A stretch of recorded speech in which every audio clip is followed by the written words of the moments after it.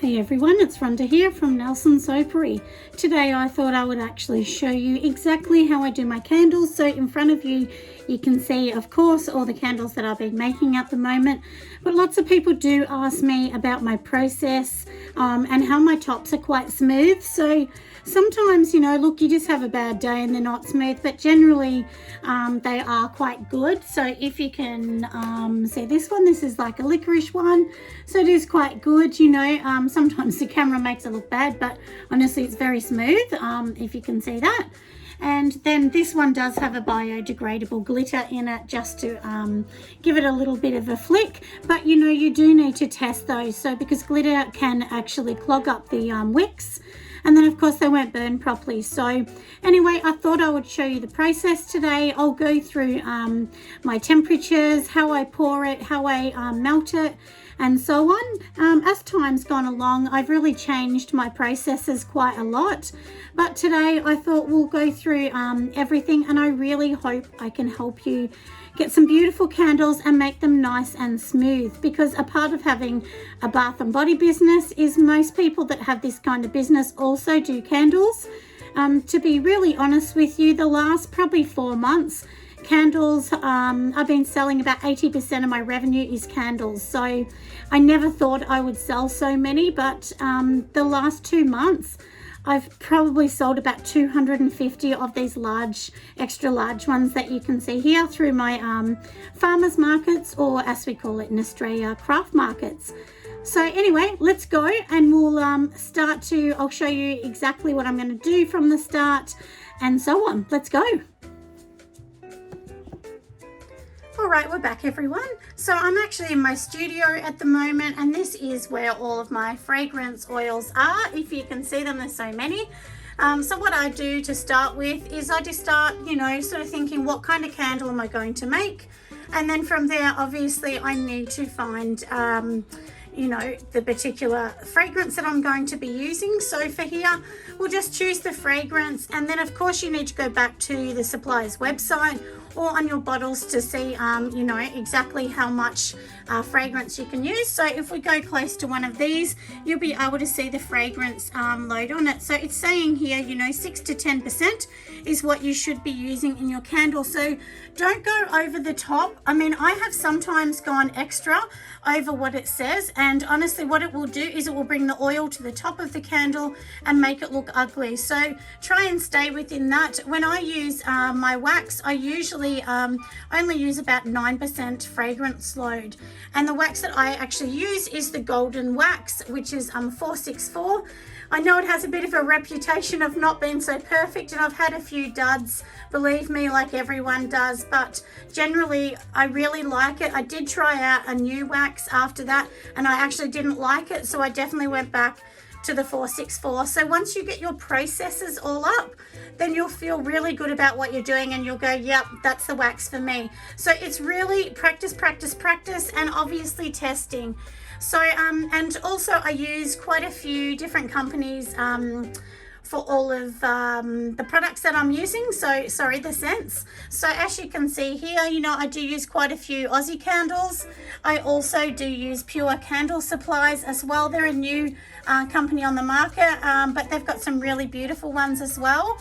And then of course I use Aroma. Everybody knows Aroma because the stuff is amazing, especially their caramel. So I use their salted caramel, and it's a sellout for me every single time. So yeah, so there are quite a few. There's other companies as well that do fragrances, but they're the main ones I use because I just know that they work and they're really good fragrances. So but anyway, so that's the fragrance. So for here, like I said, you know, we'll have a look and we'll decide which one we're going to make. And then once we've got all of that organized, then from there we'll actually start to organize the next bit of exactly what we're going to do. So let me just find the one that we actually want to use, because I do have a few that I have to start making at the moment. So at the moment, today we might make some grape bubble gum, because I do need this one here. I'm going to be calling mine grape soda pop. That's actually going to be the name. I always rename them, and often I mix a couple together. But for this experiment today, we'll just do one, and that way you'll know exactly where I'm going. Now let's talk colours. So here, these are all my micas that I use for my soaps and bath bombs and so on. When you're using candles, you cannot use micas. Please don't use micas. They will actually clog up the wicks. Lots of people might give different advice, but this is talking about me and how it works for me. Honestly, I've never ever had a candle that has worked with a mica. If you're doing a wax melt, you can definitely use a mica, because it doesn't need to burn on the wick. It's just literally going to be warmed up. So that's fine for that. But generally, don't use that. Definitely no. And then I'll show you the colours that I actually use. So we'll just go along in here, because like I said, I am actually in my studio today. So these are the colours that I use. So basically I get them all from the same place, Aussie Candle Supplies, and you can see that it's just a block. The red one I use a lot, so I have massive amounts of those, and I'll show you what they look like. So this is actually a dye block. So all you do is shave a tiny bit off, and then you put it in the water when it's hot, so that it will sort of melt down a bit. You need the tiniest bit, and I think one block's like $1.20. They're really, really cheap. It doesn't cost much, but you might want a plain candle, but for me, I actually like my candles to have a little bit of a difference on the top. So if you can see these little bits here that are sitting down here, these are actually all my candle decorations. On the top of each one, they'll have one of these, and then this actually defines what candle it is. So my blueberry ones will have the tiny baby blueberries. I have champagne ones, and then they have these tiny little hearts on them. So I pre-make these and sit them all together. So today we'll do a soda pop one, and I'll pop that one in so that you can see exactly what it is. So yeah, so head to Aussie Candle Supply and get these, and there's so many different ones. I have burgundies, greens, blacks, pinks, magentas. I mean, there's just so many. Forest green. The one thing to remember though is the black is going to turn grey, the red will turn pink, so because obviously the wax is white, so that will actually change the look of that. So number one, we already have the fragrance. Number two, we already have the color that we're going to be putting in this one. It's going to be put in a purple. So I'll be mixing a purple and a magenta pink just to give it a bit of a different flair as well. And I'll show you exactly how I do that. And now we'll get all the wax, and I'll show you that next. All right, we're back here. So I thought I would show you the wax here. So this is the 464. I buy it in massive big boxes. And then this is what it looks like. It comes in flake form. The good thing about it is the flake form is really nice and dry, and it is not sticky. So if you see this, it barely sticks to my hand. Some of the other ones are so sticky and gooey. They make an absolute mess, and I really don't like using them. So from here, all I do is I have this near my warmer, and I literally just pop it in here in the container like so, and then I just pour it into my warmer. So yeah, it's really, really simple. So I'll show you the warmer now that we've talked about the wax. So this is the one that I actually use. This is my little warmer. So it's like a little crock pot or a rice cooker, and then it has its inner middle bit, and then of course the wax is inside here that you can see in here, and it's not totally melted yet, so we'll just wait a little bit longer. And then on here it's just got its little temperature, so I put it on low. It will take a couple hours to melt the whole pot down, and then once it's warmed, melted down, now you can see here I've got it on warm, and the warm would just bring it to around the 185 Fahrenheit, which is what you need. I always do mine on Fahrenheit, even though I'm in Australia. The only reason I do that is because I watch Candle Science, and they do it in Fahrenheit, because obviously that's America's, that's sort of their temperature. So I just sort of go off that rather than changing it all.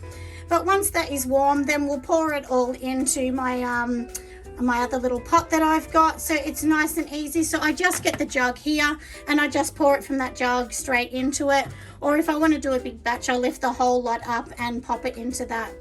So now we'll go and look at wicks and I'll show you the wicks.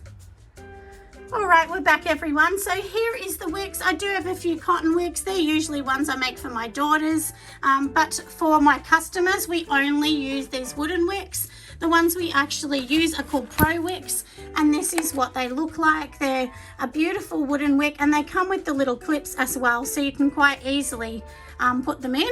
So my really big extra large jars that I use, I know that they are going to be the 22 millimeter wood wicks, and then my little tins that I use, they're usually 8 to 12 depending on what it is, because some fragrances you need to wick up. So that's the one thing I've definitely learnt. So these are the ones here I use for my extra large, and I get asked all the time.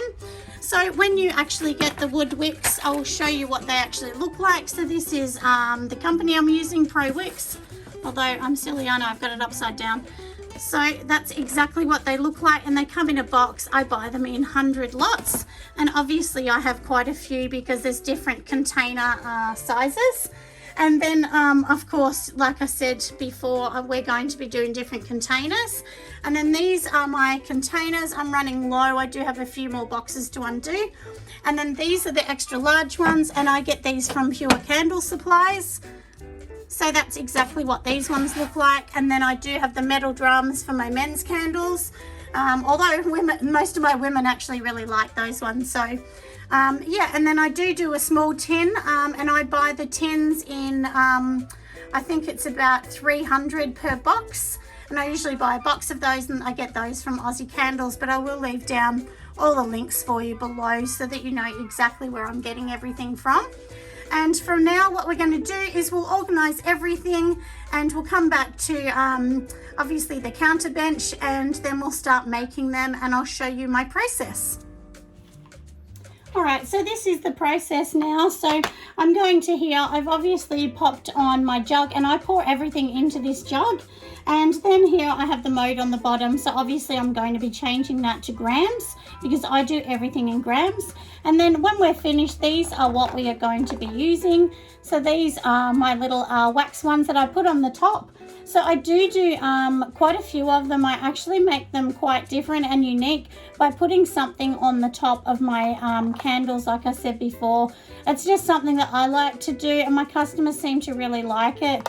So some candles I do in plain, and each candle has a different mold for me to pop it on top. But if you're going to do a plain one, that's fine too. You can do that.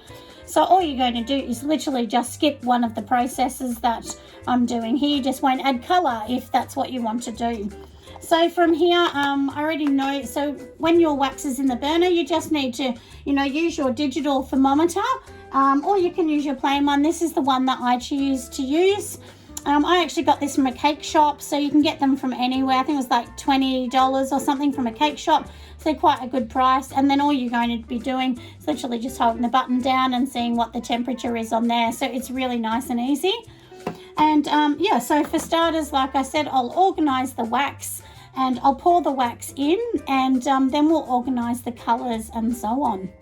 So let's get started and we'll pour the rest of it in.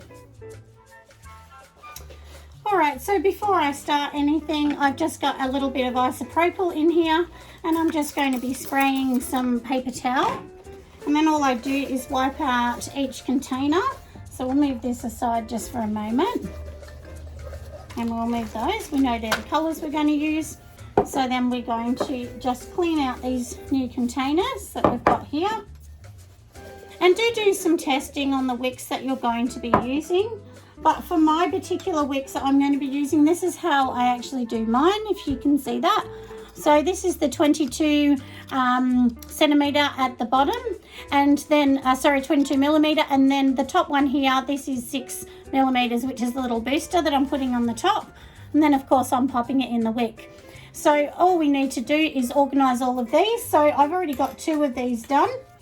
And a trick that somebody showed me on one of the Facebook groups is if you get a little paper clip, all you're going to be doing is just get your paper clip here and pop it on the top like that, and it actually stops them from coming apart, so that way they're joined when the wax melts.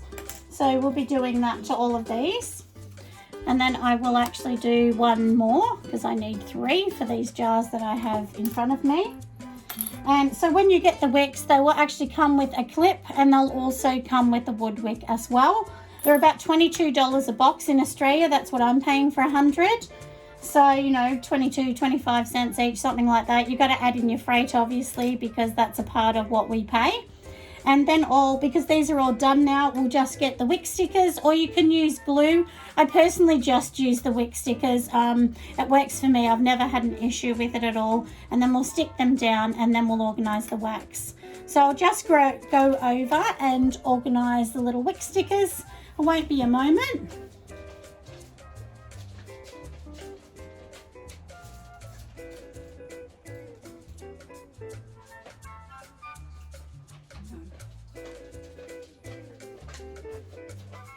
So these are the ones that I use, and I just get these from Aussie Candle Supplies.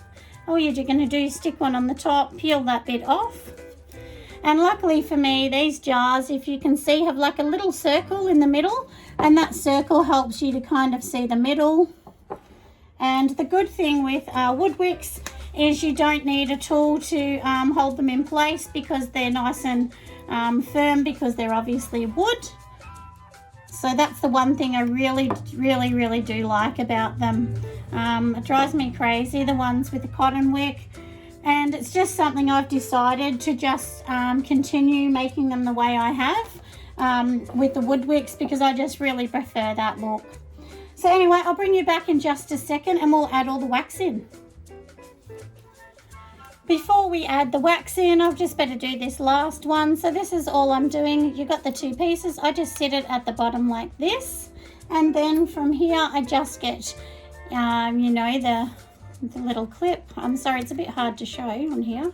And then I just basically push it in. You do need to use some force to get it in. I will tell you that for sure.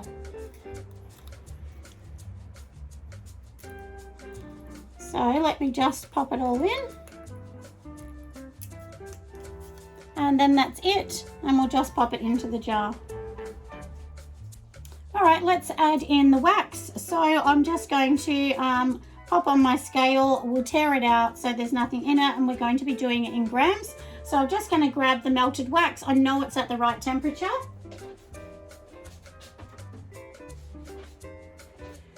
You may need to use gloves when you're pouring yours, but I do know with mine, it doesn't actually heat up. The handles on this don't heat up, so that's where I'm lucky, but please check it for yourself.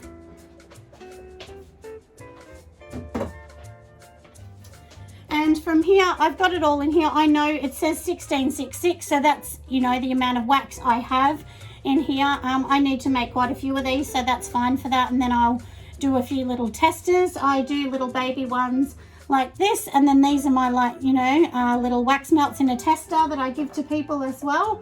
We might sell them in groups of 10 or something. I don't know yet. I haven't thought about that too much. So from here, all we're going to do is measure the temperature. So, and it's too hot at the moment, but it's good to have the heat for this, what I'm doing. So now I'm just going to get the colors so that I can shave my colors and pop it in here. So I'm just going to grab everything. To shave the colours, all you're going to need is a tiny little bit. This is all I've got left of my purple, so we're just going to be shaving the smallest bit. All I do is like 3 of that. If you can see that tiny little bit on the end of the knife, it's so small. And that's it for the purple. And then I'm just going to do 2 tiny shavings of the pink kind of colour, and that way it'll be a pinky purple, because we do want this to be nice and fun. And I don't make mine like super over the top either. But you know, it's whatever you like. So if you want to put colour in, I definitely suggest these. I have actually used the drops and I didn't like it. They were really messy, and I just really didn't feel the colour was what I wanted either. And then all you're going to be doing is literally mixing it. So if I bring this forward Hopefully you can see in here. And then if you can see on the end of the spoon, you can see that kind of pinkish color.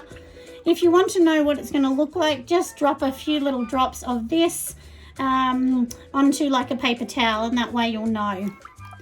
So for me, I pretty much go off what Candle Science suggests on theirs. They suggest that, you know, the Goldilocks level of popping in the fragrance is 185. So I always sort of go with what they say. So I usually pop it in at 185. They do say to pour it at 135. But every single time that I pour it at 135, the top is rough and ugly. So I don't do that. I actually pour mine between 145 to 150 Fahrenheit. But of course, you know, once again, do test it to make sure it's what you want. But that's what I've just noticed that is actually good for me. So yeah, like I said, it is an individual choice. And, you know, testing is all a part of candle making, isn't it? And then I just keep going and just checking with this to see it's still not at the right temperature.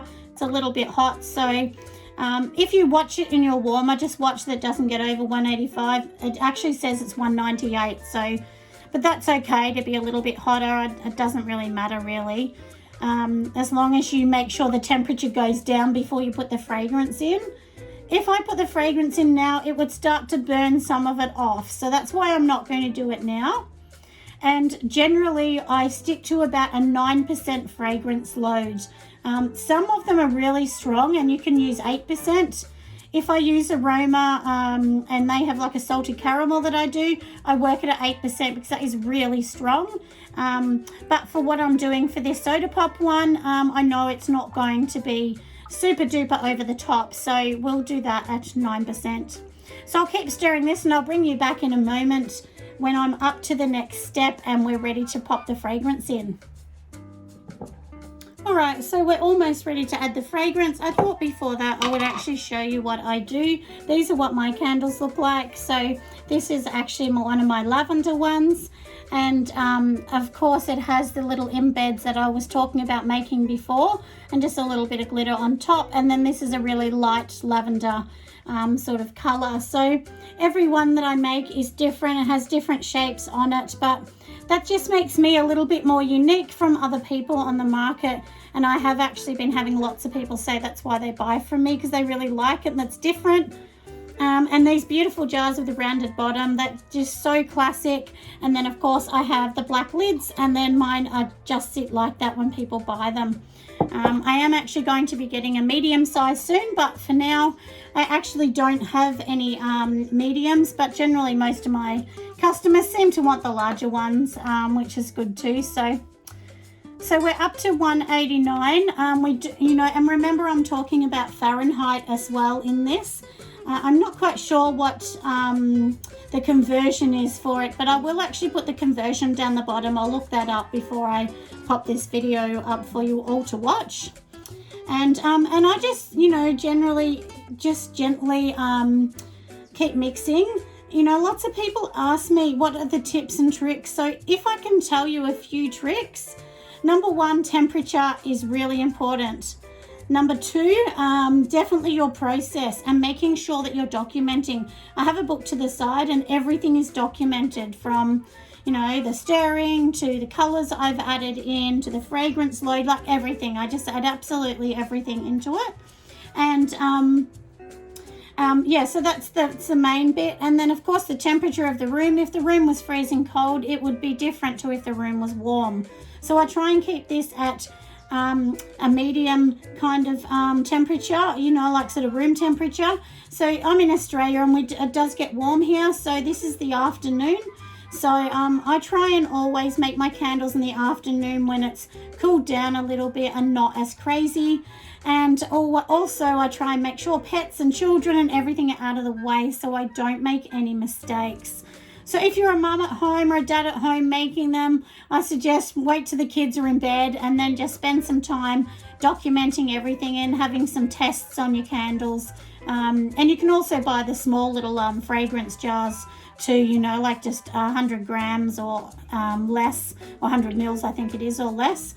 And that way, you know, you're not wasting your money if you don't like it. So Also with essential oils, I get asked about that a lot.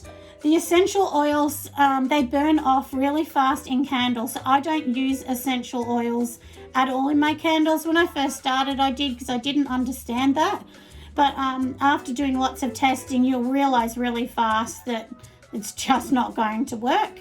And when you're finished with your candles, do make sure that you put the warning labels on the bottom and any information that you need to have on it. So on your website, you know, things like burn time, people want to know. They also want to know the ingredients that you've used, if it's all soy or if it's partial soy, is it natural, does it have a paraffin? They're all things people want to know that sometimes we think about. And there are lots of legals that need to go on a candle. So as the bare minimum, you need to at least put the round sticker on the bottom of the jar with all your information on the front. So on the front of this, it says what it is and that it's a candle, my website, so they can go back to that as well. And on the back of this candle, it will have manufacturing details and so on that. And also if you're doing a box, make sure you pop all the information onto your boxes as well. So I think we're probably almost at the right temperature. Yep, we're perfect now. So like I said, we knew that we had, 1600 in here. So if I was doing 10%, it would be 160 grams. I honestly don't do mine exactly perfect how it's meant to be. I change things around quite a bit. So like I said, it's meant to be like 160. So for me, I'm going to be doing a 145 gram load on this. So I just zero everything out and we'll pour in the 140.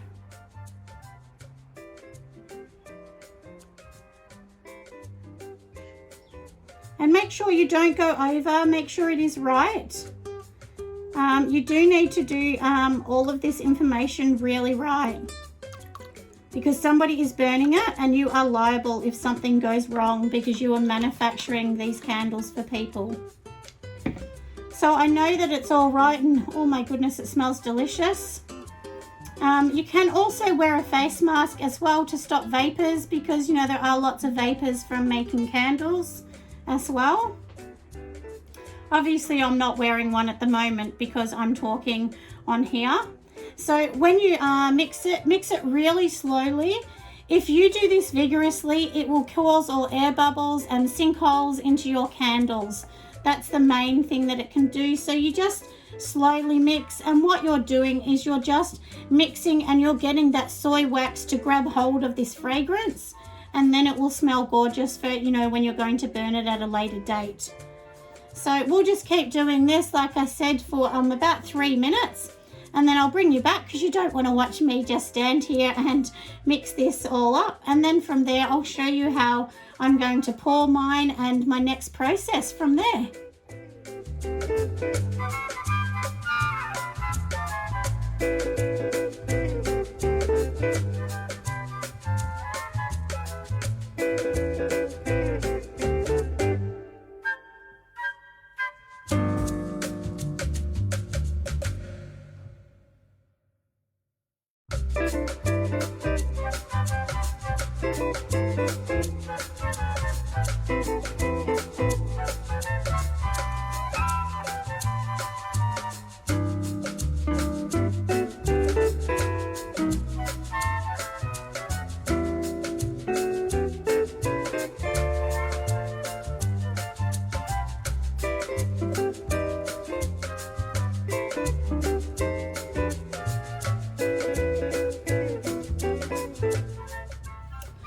So we're about to pour, so I would just double check my temperature to see that that's pretty good, and it's around the 149, 150, which is really good in Fahrenheit, remember.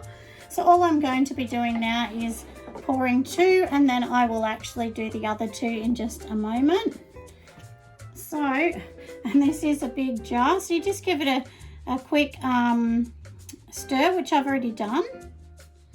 And then really slowly pour it. Don't do it too fast or it might cause sinkholes. I mean, sometimes they just happen, to be really honest, but you know, you sort of want to do it. If you're not sure of your jar too, make sure you measure it. I know what height these are because I do these every single day. And I know that these are going to be holding the 400 grams as well. And if you have lids that push in, I don't like the lids that push on the inside because then, you know, might hit the wax, and that's what I really don't like. And I've just noticed this one doesn't have its little clips, so we need to just pop that on the top. So this is what it's going to look like. So I will move these with all these other candles that are sitting here ready to cure. And then once these are done, behind me I have big racks, and most of you should have seen the racks that I have at the back. And then those little racks, these will just sit there and cure on there for quite some time. Depends how you want to cure them. Honestly, I've not found any difference with leaving them for a week and lighting them and leaving them for a month and lighting them. So generally I do mine for 1 or 2 weeks, but even once you make it in between going to, you know, your craft markets or getting to the customer's house, it's usually already been a couple weeks anyway.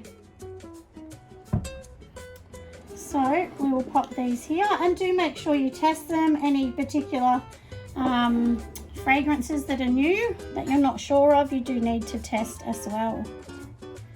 And it is good to always have extra.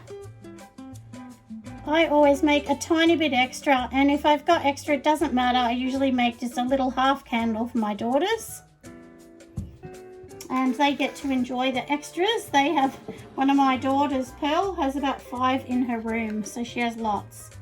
And then I do these tiny little baby ones. These are just little melt pots as well. So, and we're probably going to be selling these eventually, I think. That's the goal anyway. I'm not sure. We just got these, but these are really good for any extras, and then we can give them away as samples or anything as well. So we'll just pour all of these off, and then we just need to let them sit there and wait, and then I will come back in a few hours time. I'll double check on them and I'll show you how I'm going to be popping in, like I said, the little embeds on top for the candles. All right, I'll be back in a moment. All right, so you can see that I have actually poured them all out now. They obviously need some time to sit here and, you know, get harder and solidify. So it usually, for this soy wax, can take a couple hours actually. I reckon a good hour, 40 minutes to 2 hours before they're quite hard. But I don't cut any of these wood wicks off until the next day, until 24 hours later, because the wood, the wax inside can be quite soft sometimes. And of course you don't want to do that. So if you feel the outside of it is warm, definitely don't cut them, because it might move them and, you know, create these kind of little cracks. So I'll show you this one that I cut too early. If you can see that tiny little crack in the middle, that is because I cut it too early and it actually moved. So yeah, and another thing I will show you here as well, this one here, even though it said it can have this fragrance load, which is 9%, I hope you can see, like here, there's tiny little marks as well, and they're like little beads of fragrance that have come on top. So they can be actually dangerous to burn, so we might have to burn these down and restart this one again. But we'll see. So yeah, that can happen quite fast. And lots of people tell me that they get a really rough top with 464, but I don't really. This is another one that you can see, which is my frangipani, and it is actually quite a really nice smooth top. So, but you know, follow these processes and you should get a nice smooth top. Just remember that your temperature is one of the most important things of all. Anyway, like I said, I'll be back in a couple hours, and then I'll show you how I put the embeds in and finish everything off as well. And I'll also have some labels so I can show you popping on my labels and how it all looks in the end. I'm really hoping this has been helpful for people. When I first started doing this, people would show a quick thing, but they didn't actually show all the little steps, so which are really important for you. And just a quick look as well. So here's just my little disclaimer thing on the back. of them, you know, all the information it needs and so on. And then of course on the bottom of these will actually be one of the candle stickers that needs to go on the bottom. So you can actually buy the candle stickers as well from most of these candle companies, but if you want it to say something different, then, you know, do pop that on. And also you know, if I'm going to send this out and someone buys online, I'll also send them like a little flyer to tell them how to look after their candle. And on my website, it also says the safety and, you know, that candles really are not attended for children. So my suggestion, do not give a candle to a child. They can easily light the room up and things can get bad very fast. So I really suggest that these are for children that are like 15 and older, and supervised as well. And of course, you know, make sure all of your candles are blow them out before you go to bed at night. Don't leave them alight. It's really dangerous. But anyway, that's my little mummy talk, isn't it? So but you know, it's really important, isn't it? And then, like I said, we will come back and I will show you the end of these ones that we're doing at the moment. All right, everyone, so I'm back again. So now what we're going to be doing, because the candles have had some time to settle and they're all ready to go. So what I do from here is I'm going to use my heat gun. The tops are fine. I'm happy with the tops, but I just heat it a little bit, and that way I'm going to be popping in my little embeds, which are here. And so then this is literally how the embed's going to sit on this one. And if I want to put glitter or something like that in, then often I'll do that as well. But I think this one, we're not going to add any glitter. We're just going to literally pop in this piece here. So what I'm going to do is I'll just snip off that. So I'm just going to snip down this a little bit. I'll probably fix this again later. But for now, I'm just going to literally snip it off with the scissors just to make it easier. And anyway, and then like I said, I'm going to literally just... you know, use the heat gun. So all we're going to be doing is, you know, don't go too close to it either. We don't want to melt the whole thing. I'm just going to melt the section that I want to put this piece in. And, you know, so it's not a lot really, to be honest. And if the tops are not looking good, just give them, you know, a little bit all around the outside as well. So not a lot. And then hopefully you can see how it just looks a little bit liquidy.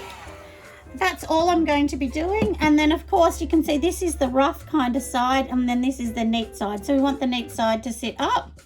And if you're going to put glitter or anything, this is the time you would put it into.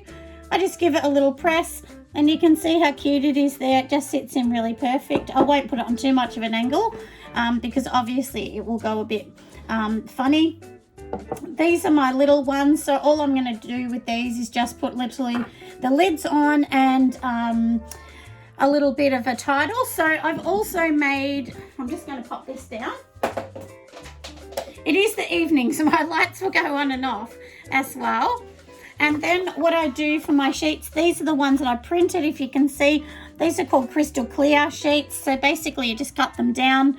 I do have a Cricut machine which will cut them, so that's why this black line is around the outside. Cricut does that. I didn't put the machine on to cut it at all. I just thought, look, I'll just cut them out while I'm doing this, just so you can see what I'm doing. These ones are the ones called Soda Pop. So all I'm going to be doing is literally cutting it. And the good thing about this clear paper is you don't have to be absolutely perfect with it because it's clear around the outside. I mean, I obviously make it look really neat. And I'm lucky because I do have a really good steady hand to be able to cut them really well. But if you don't feel comfortable cutting them, then pop them through a machine or a little, you know, a little cheap guillotine. You can get those for like $10 now, guillotine. So all I'm going to be doing is you just peel off the back of this sticker. So you can see this is the sheet, and then literally just this thin bit here peels off. We'll take that away, and so then you're just left with that. And then of course you want to make sure the sticker is facing towards that to make it look neat. And I just pop it on here. Hopefully I'll do it so that you can see me. Sometimes I'm not sure whether you can see me on camera. And then it's literally just going to stick to my jar. And look how cute that looks. So it looks really, really nice. I'll have to fix that because I can see I put it on an angle. But anyway, that's okay. I'll fix that in a moment. But you can see they look really nice. And then, of course, I'm going to be popping on my sticker on the bottom. And then for these, I do have black lids that I pop on all of mine. But so that's how you do the embeds in them.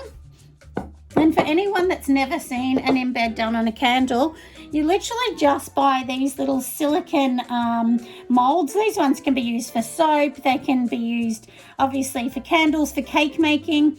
And then I literally just pour it straight into here. And then after 10-20 minutes, it's ready to go. And I just take it out, and then that's what's going to sit on the top.